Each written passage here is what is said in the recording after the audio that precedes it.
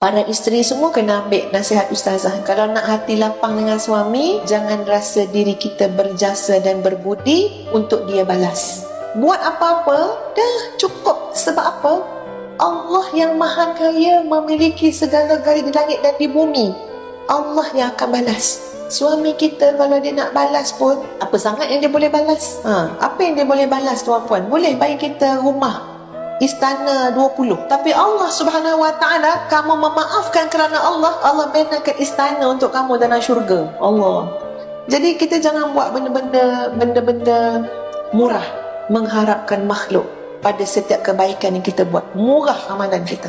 Sebab makhluk tak boleh bayar mahal. Dia tak boleh bayar mahal. Sebab apa? Dia tak ada apa-apa. Yang memiliki segalanya adalah Allah subhanahu wa ta'ala. Jadi buatlah kebaikan dalam rumah tangga tu kerana mengharapkan Allah subhanahu wa ta'ala.